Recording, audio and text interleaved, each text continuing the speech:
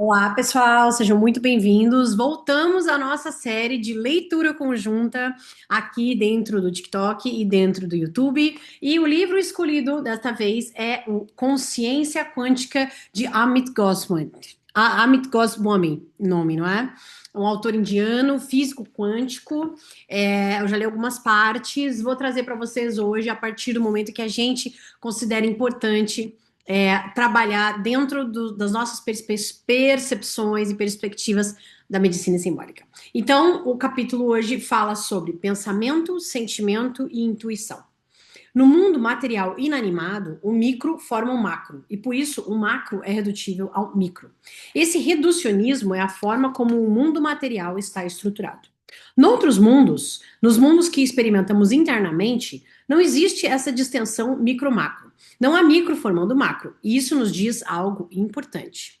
Uma coisa que a ciência moderna fez com sucesso foi mostrar que o mundo material inanimado é reducionista, que todos os objetos inanimados são formados por componentes menores, ou seja, o que não tem vida, tá? E isso tem benefícios importantes para nós. A capacidade de formação de representações da matéria, por exemplo, capacidade de formação de representações da matéria baseia-se no fato de que, no nível macro, existe pouquíssimo movimento quântico, aproximando-se da imutabilidade. Sem essa virtual fixidez newtoniana, não poderíamos fazer representações de nossas experiências sutis usando a matéria. E sem as representações, não poderíamos ter a consciência incorporada, um self de hierarquia entrelaçada. Ou os níveis sutis da experiência já incorporados, como uma memória. Ademais, sem essa incorporação e sem a memória, não teríamos personalidades estáveis, registros escritos ou civilização. Logo, a natureza micro-macro da realidade material faz-se mesmo necessária para que nosso mundo funcione do modo como o faz. Por outro lado, a exploração do espiritual começa pelo sutil.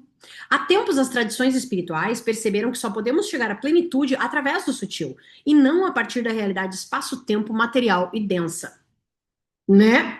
Ou seja, se a gente não tem se a gente não conversa com os outros níveis, não adianta nada ficar só aqui na matéria, só aqui na realização, só aqui no prazer imediato. Não funciona, né? Para o espírito, tá?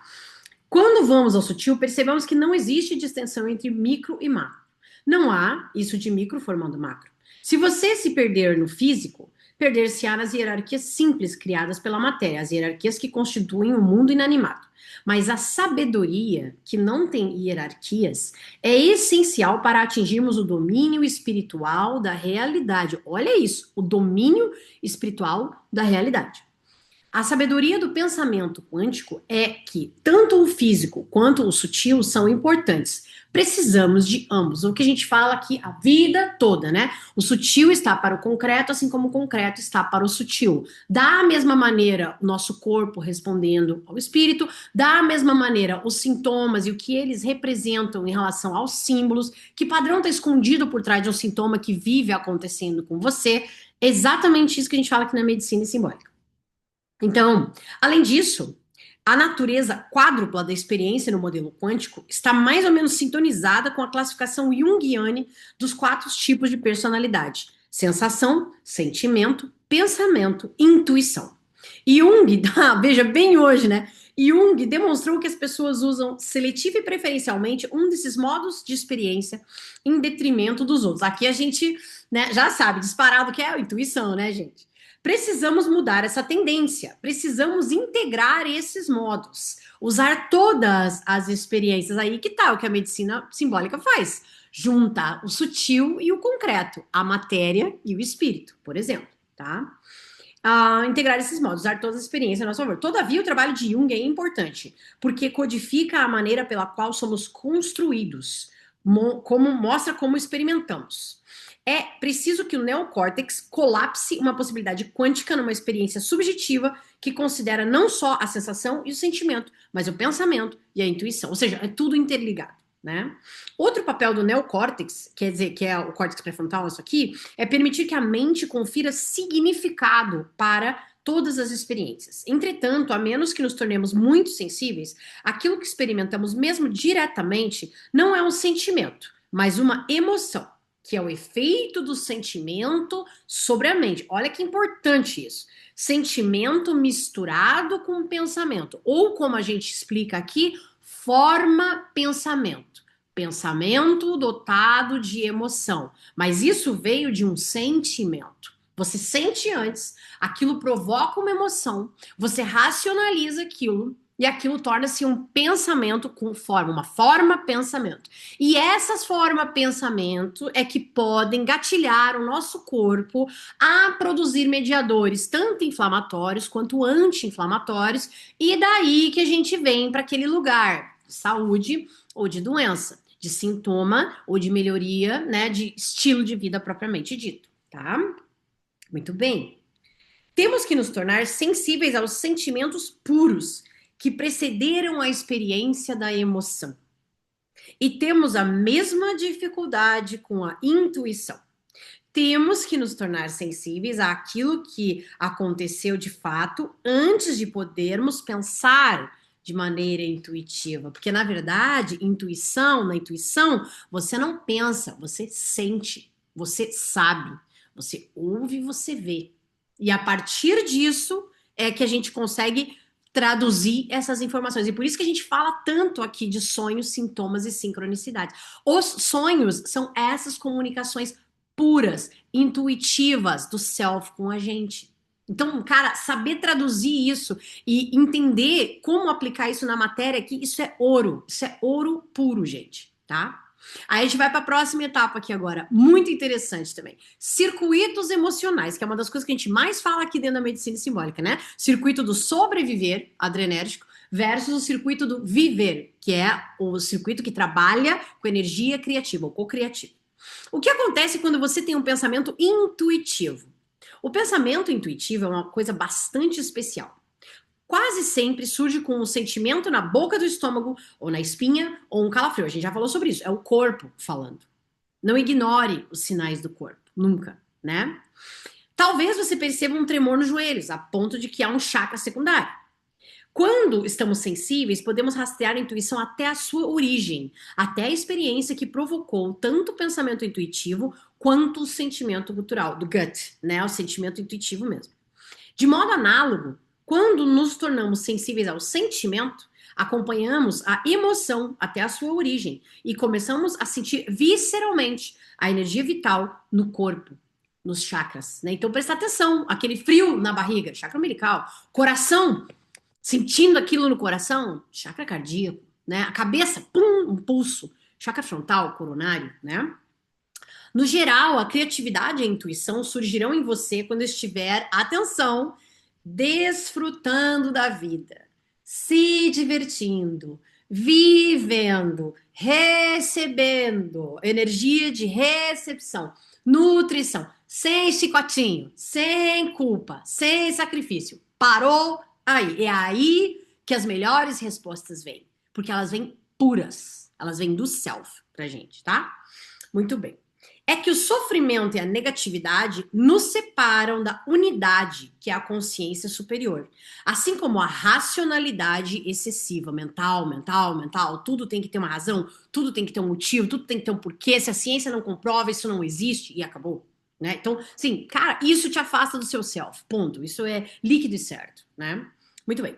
Na exploração criativa, temos mais sucesso, tanto o vital, quando tanto o vital, chakras superiores, quanto o mental estão participando, ou seja, é a junção dos dois, né? Por isso é importante lembrar que aquilo que chamamos de supramental é também supravital. Como assim, Carla? Supramental é para além do raciocínio, do racional, da mente lógica. Supravital é para além do chakra cardíaco, né? Porque o chakra cardíaco tem a nossa energia vital, a nossa chama interna, nossa centelha divina. É daqui que vem a energia, tá? Então, as duas coisas andam junto e é supramental e supravital quando a gente consegue integrar intuição e raciocínio, por exemplo, que é o que eu ensino vocês aqui dentro da medicina simbólica direto. Quando a gente, por exemplo, interpreta sonhos ou interpreta os sintomas recorrentes que aparecem, que pelos exames estão normais, mas na verdade a pessoa está sentindo aquilo. Não ignore os sinais do corpo. Escute o seu corpo. Investigue primeiro a parte física. Não tem nada no físico. Vamos atrás das outras coisas, do mental e do conectivo. E a linha de raciocínio é por aqui daí, tá bom? Muito bem. Continuando então. Isso igualmente significa que você está explorando a criatividade fundamental, que é a exploração criativa dos arquétipos, e não a criatividade situacional, a solução de um problema dentro de certos contextos arquetípicos. A criatividade situacional não envolve necessariamente os sentimentos. Mas para sermos mais efetivos, precisamos envolver a dimensão do sentimento em todas as nossas explorações da criatividade. Certa vez, um amigo filósofo me disse que era capaz de aprender a conjurar seus sentimentos de um modo tal que aumentava muito a sua eficiência. Veja bem, as palavras têm poder, aquilo que a gente fala a vida inteira, né? Por outro lado, houve ocasiões em que o uso das emoções saiu pela culatra e que ele se enredou nas próprias emoções, tornando-se anárquico, ou seja, caótico, né? Ou pior ainda, conflituoso, ou seja, o racional brigando com o intuitivo, né? Disso tudo ele concluiu, quando bem utilizada, a emoção cria resultados maravilhosos, mas se mal usada, porém, a emoção pode ter consequências terríveis. Logo, a emoção é uma faca de dois gumes. Pode nos conduzir por direções tanto positivas quanto negativas. Em suma, é fácil nos confundirmos em relação às emoções. E é muito importante reconhecer essa dimensão. É fundamental compreender que os sentimentos estão ligados a órgãos do corpo. O corpo fala, gente, vou falar eternamente isso. O corpo está falando com você quando você tem um sintoma, quando você tem algo que não se explica pelo físico, pela medicina tradicional, tem alguma coisa além. E aí a gente tem que entender de onde isso aí está vindo, né? Aí a gente vai para esses níveis de investigação, tá? Muito bem. Então, a imagem dos chakras representada na figura 7, vou mostrar para você já, mostra que temos 7 chakras principais ao longo da espinha, 7 centros primários de sentimentos. Cada um está localizado ao redor de órgãos físicos muito importantes, órgãos que realizam funções biológicas essenciais. A gente fala direto, isso faz parte da conduta terapêutica aqui dentro da medicina simbólica, né? E por que isso é importante? Lembra-se dos campos morfogenéticos, do campo, que a gente tanto fala aqui, o terceiro nível de investigação, o campo, o conectivo? Pois é, né? Eles são matrizes de forma e da função biológica que ajudam a consciência a criar os órgãos que realizam as funções biológicas à medida que a vida se desenvolve. Além disso, o sentimento que você experimenta em cada chakra está fortemente correlacionado com as funções biológicas dos órgãos em cada local. Vocês acham que eu estou amando esse capítulo ou não? Claro, tudo que a gente fala aqui na medicina simbólica está escrito aqui, ó. Basicamente. Sim, se você, por exemplo, tem uma síndrome do intestino irritável, tá tratando ou né, investigou e tal, putz, tem problema com diarreia, constipação, não me resolve isso aqui nunca, eu já tomei remédio, vai e volta e melhora e piora, blá, blá. Talvez a sua questão esteja no chakra umbilical, talvez a sua questão seja como você lida com as emoções de fora, o que vem de fora, como isso é metabolizado dentro de você e como você excreta, expele isso aí, tá? Então, aí a gente tem que começar a entender o que tá te atingindo, o que você tá deixando entrar que não era para entrar, por exemplo, né? De emoção mesmo, de sentimento, tá? No teu campo, né? Então é isso que tem que entender. Muito bem, perfeito. Então vamos lá. Mas uma importante parte da evolução é que quando o cérebro, cuja função é integrar, evoluiu, ele assumiu parte do controle das funções corporais. O preço que pagamos por essa integração, processo de coordenação, é que o cérebro se desenvolveu como centro não apenas dos pensamentos, mas dos sentimentos. Pelo menos dos sentimentos ligados aos chakras inferiores. Olha que informação interessante. O cérebro material aqui, ó, ele é responsável pela conexão com o que vem de sintomas dos chakras inferiores. Que chakras são esses, Carla? Chakra base, o chakra sexual e o chakra umbilical. O que eles trazem? Trazem primeiro o modo sobrevivência, depois a energia cocriativa ou energia caótica, a energia do feminino, do chakra sexual, e por terceiro, como a gente metaboliza a energia externa que vem para nós e o que a gente manda embora que não é nosso, né? Basicamente tirar o peso das costas, tá? Então, olha que interessante. O cérebro assumiu isso. Por isso que a gente às vezes fica travado nesse lugar, nessas três coisas. E aí fica com sintomas recorrentes, ou seja, vive constantemente em estado de alerta, ou não é capaz de sentir prazer em nada na vida e funciona extremamente no automático, ou pior, deixa o teu campo completamente aberto e tudo que é lixo do mundo entra em você e você ou se emociona demais, ou metaboliza demais, ou dificulta muito as coisas da tua própria vida e não consegue excretar, mandar embora aquilo que não é teu. Olha só, importantíssimo. Muito bem. Esses sentimentos condicionados pela evolução foram representados no cérebro. Como a mente atribuiu significado aos sentimentos, eles ficaram associados a pensamentos neocorticais. A negatividade de uma emoção vem da associação entre sentimento e mente, significado mental, ou seja, quando a gente racionaliza demais as coisas, tá? Nós temos aquilo que chamamos de circuitos cerebrais instintivos, que geram emoções negativas como raiva, luxúria, competitividade, ciúme ou inveja. Mas a evolução não produziu muitos circuitos emocionais positivos no cérebro, apenas alguns, como o instinto maternal. E o que a gente faz aqui na medicina simbólica? A gente reorganiza as nossas circuitarias neuronais para que a gente saia desse lugar de ficar, vamos dizer assim, colocando tanto holofote nas coisas negativas e levando o cérebro para um lugar de plasticidade, de circuitaria positiva. Ah, mas isso aí é positividade tóxica? Não, gente. Isso é desenvolver os circuitos cerebrais do nosso córtex, do cérebro onírico, e não do cérebro só lógico, só racional, entendeu? É usar o outro lado do cérebro, basicamente.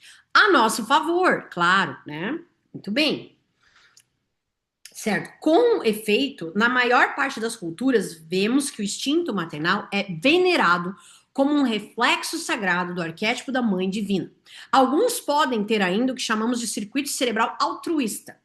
Existe ainda o circuito cerebral espiritual, tratado como Deus no cérebro por alguns cientistas, que, quando estimulado, provoca uma experiência espiritual. Temos inúmeros relatos, né? Desde experiências quase morte, tudo isso. No entanto, não existe circuito cerebral para o amor incondicional, nem circuito cerebral para a bondade em geral, ou para a beleza, abundância, justiça ou plenitude. Por isso que eu digo, isso é treinável dentro do nosso cérebro. É aí que vem o lugar da abundância, gratidão, prosperidade. Tá tudo interligado com este lado do cérebro, tá?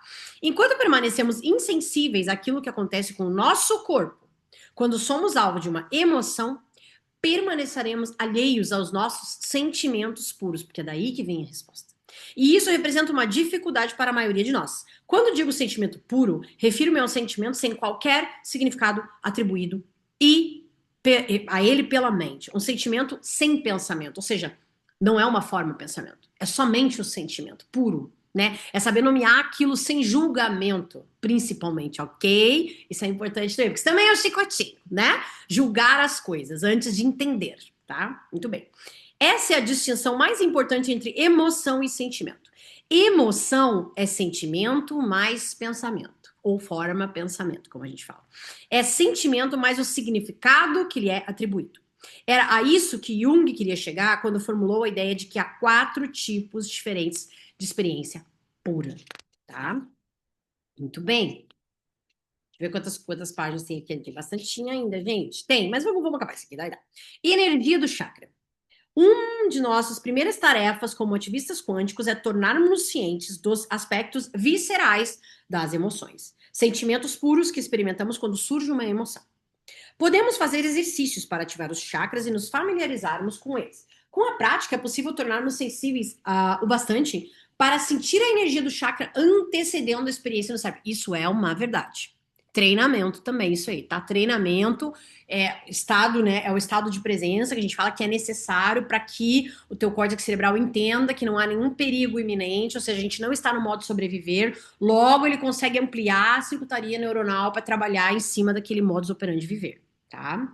Perfeito. Com a prática, é possível tornarmos sensíveis, então, à energia dos chakras antes do cérebro. Não é fácil sentir a energia dos chakras inferiores quando você está tomado por muita emoção. Mas a vantagem de se fazer isso é que, após pegar o jeito, você consegue sentir a energia também dos chakras superiores, sentimentos para os quais não há circuitos instintivos. Então, aqui a gente está falando do supravital, é do cardíaco para cima, tá? Desse modo, você descobre uma coisa muito bonita, que o cérebro não domina facilmente os chakras superiores. Precisamos aprender a ativar esses chakras. Tem que estar aberto a isso, né? Fazer exercício, como pegar um bebê, um bicho de estimação e sentir a energia em nosso coração. Quando fazemos isso, o cérebro hierarquicamente entrelaçado capta o sentimento. A consciência ele atribui o significado através da mente e o cérebro registra. Então experimentamos a emoção positiva do amor. Mais tarde, é claro, essa experiência ficará alojada no circuito cerebral da memória. Por isso que a gente precisa ter essas experiências, passar por essas experiências. Esse é o negócio. Ou você pode cantar no chuveiro. Você sente a energia do chakra laríngeo. Eu aqui, por exemplo, externalizando, colocando no verbo tudo isso aqui, lendo esse meu amigo, falando tudo isso, estou feliz da vida aqui. Acaba gerando experiência de emoção positiva e expressão exultante. Você pode sentir como se o vento estivesse soprando no chakra laríngeo. A garganta pode coçar, ou você pode experimentar um movimento mais intenso, como um soluço. Os azulejos do chuveiro e da banheira fazem com que o som reverbere e amplificam, tornando-o mais forte. Se você cantar sem restrição, vai começar a sentir a energia do chakra laríngeo. Se cantar uma canção de amor, pode ativar o chakra cardíaco. A ativação do chakra do terceiro olho e do coronário é um pouco mais difícil, mas você pode usar o chakra cardíaco e laríngeo para ajudar a ativá-los, permitindo que o conduzam até um mundo de emoção positiva. E a partir disso aí, o que acontecer? Você ficar feliz da vida. Você trazer o teu cérebro para esse lugar do estou vivo, que maravilhoso, que plenitude e abundância eu tenho na minha vida, né? Nos chakras superiores, a consciência vai aparecer mais expandida. Você vai sentir um calor que provém do excesso de energia vital desses chakras. Quando temos clareza a respeito de algo, sentimos calor entre as sobrancelhas. E esse calor pode ser bem intenso. Na puberdade, alguns jovens começam a intuir o seu poder pessoal, com a energia vital se manifestando no chakra do terceiro olho. Na Índia, é costume as jovens cobrirem esse chakra com alguma coisa como uma pasta de sândalo, pois imagina-se que a proteção mantém a região fria. E aí você não acesse, né? Claro. Até hoje as mulheres indianas usam coberturas muito charmosas chamadas bindis. Nossa, IVG é para cobrir, é para não deixar vir. Eita, Lelê. Anos atrás, minha esposa e eu apresentamos workshops em conjunto sobre física quântica e psicologia da yoga na Escandinávia. Ela usava bindis exóticos nas sessões. Nossos clientes, pelo menos as mulheres, devem ter ficado curiosos, mas nunca perguntaram nada sobre os bindis. Um dia, enquanto eu explicava o uso original dos bindes, minha esposa entrou na sala de aula para apresentar a sessão seguinte, usando o bind mais exótico que eu já tinha visto. E as mulheres aplaudiram. Elas entenderam. A maior parte dos exercícios de ativação dos chakras destina-se menos aos sentimentos gerados pelos chakras inferiores, focando mais nos chakras superiores. Os chakras inferiores não são considerados úteis e podem até ser vistos como perigosos, né? No entanto, eles não são úteis de algumas maneiras. Claro, a gente está aqui graças a eles, né, gente? Podemos começar a administrar os chakras inferiores com o auxílio da nossa saúde. Olha aí, ó. Um dos grandes problemas do sistema mente-corpo é que experimentamos nossas emoções exclusivamente no cérebro, por vezes negligenciando o nosso corpo. E como as pessoas negligenciam o corpo, são muito comuns as doenças causadas pelo mau funcionamento dos chakras inferiores. Exemplo. Muita gente hoje sofre da síndrome do intestino irritável ou constipação, algo que os freudianos atribuem à retentividade anal das emoções acumuladas. São doenças dos chakras inferiores que ocorrem porque não estamos equilibrando os chakras e, com isso, não asseguramos o fluxo livre de energia vital através deles para que possam subir, né? Nós tínhamos falado isso agora, né? 5 minutos antes. De modo análogo, muitas pessoas, especialmente mulheres, têm dificuldades com o terceiro chakra, o chakra associado ao estômago, derivado da insegurança. A úlcera, por exemplo, é uma doença muito comum que surge com bloqueio da energia do terceiro chakra. Essas doenças acabam sendo exacerbadas porque não prestamos atenção na experiência da energia desses chakras do corpo. O que experimentamos é a emoção associada a um circuito cerebral. Raiva, orgulho, egoísmo excessivo. Tudo isso é experimentado no cérebro e não no estômago. Bem, e quais são as maneiras seguras de experimentar sentimentos gerados pelos 3 chakras inferiores? Primeiro, você deve estar sensível ao corpo enquanto manifestar emoção, começando pelo cérebro. Não há dúvida de que você experimenta a primeira emoção, pois o cérebro é que assume o controle. O seu senso de self está localizado nele. Mas cada emoção vem com uma história. Aconteceu alguma coisa antes da emoção. Quando você se torna sensível, acaba se lembrando de toda a cadeia de eventos que a consciência escolheu e colapsou, recuando no tempo. Primeiro, as emoções começam com sentimentos na parte inferior do tronco encefálico. Cerebelo, ponte, bulbo, raquidiano. Finalmente, aí sim o neocórtex entra em ação.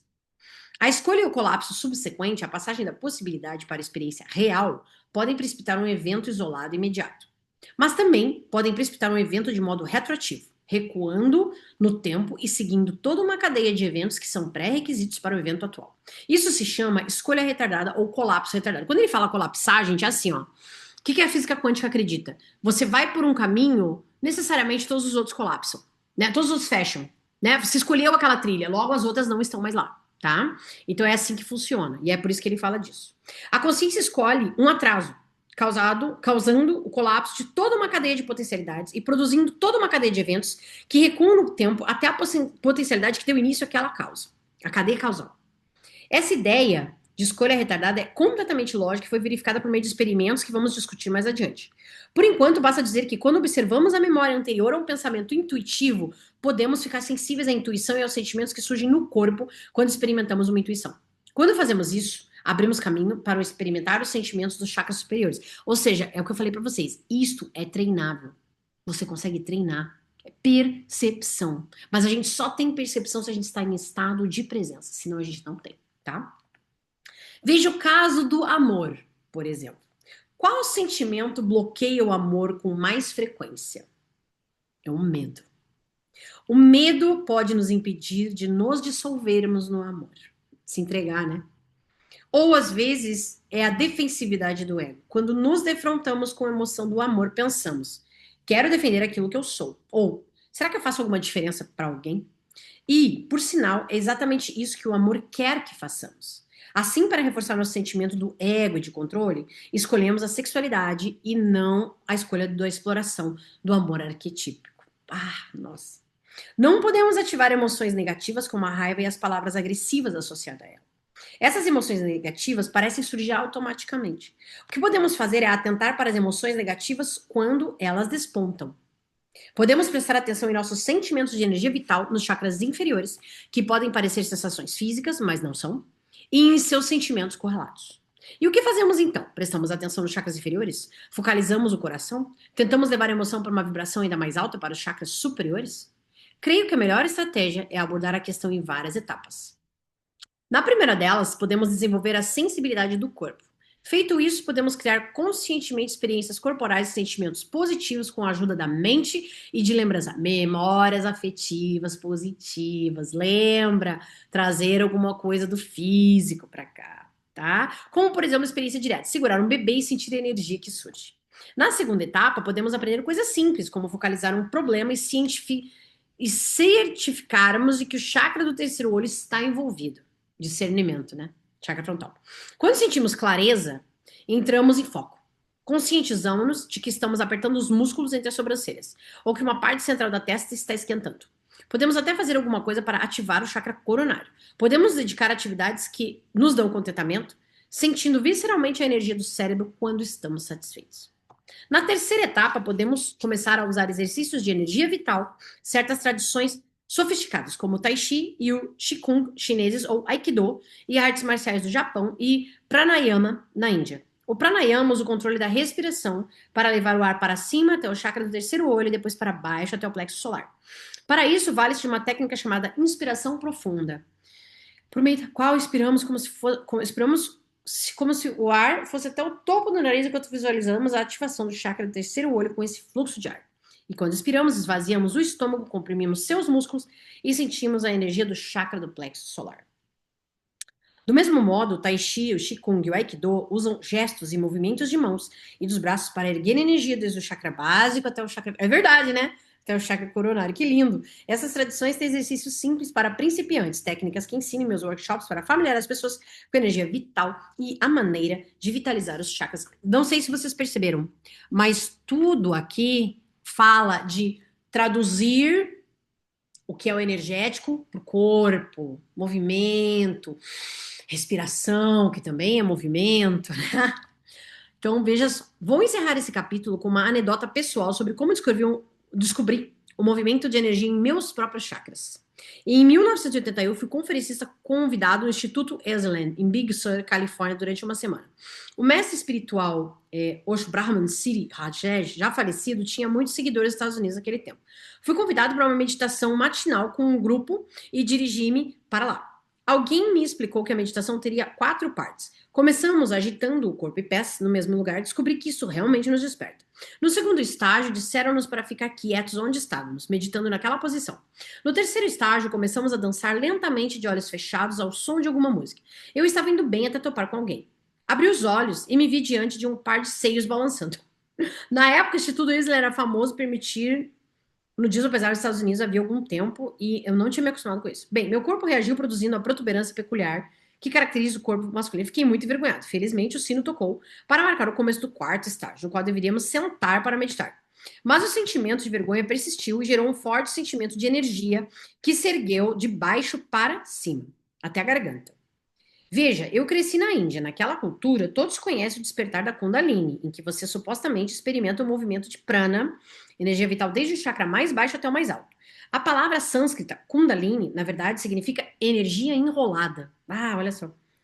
Energia enrolada. A mesma ideia expressa em termos quânticos diz que sentimentos nesses chakras permanecem em potencialidade até ocorrer um salto quântico repentino que nos desperta. Assim, na hora, eu imaginei que eu tinha tido uma experiência do despertar da Kundalini. Mas fiquei desapontado pelo fato de a energia não se erguer até o chakra coronário, como escreve a literatura. Foi um despertar da Kundalini? Não sei. Mas com certeza me fez consciente dos chakras. Dali em diante, eu soube que suas energias são reais. Ou seja, ele sentiu ele sentiu a linha dos chakras, né? Subindo. Então, muitas vezes acontece de uma maneira inusitada, a gente não tá esperando, porque vem de uma maneira, vamos colocar assim, incontrolada, né? E por quê? Porque isso não se racionaliza. Isso se sente, é intuitivo, né? Eu achei fenomenal, né? Então, lemos então hoje o capítulo 5 que tem tudo a ver com o que a gente fala aqui na medicina simbólica do consciência quântica de Amit Goswami. Vamos continuar na sequência, espero que vocês gostem. Fiquem aí com a gente, curta, compartilhe esse vídeo com alguém que entende e gosta disso aqui da mesma maneira no TikTok, tá? Se inscreva no nosso canal e se você quer entender tintim por tintim como a medicina simbólica trabalha todas essas vertentes dentro da parte terapêutica para entender o teu sintoma, eu vou deixar aqui embaixo a Biblioteca Mística da Medicina Simbólica, onde você pode acessar todos esses conteúdos que estão prontinhos numa plataforma para você. Até depois.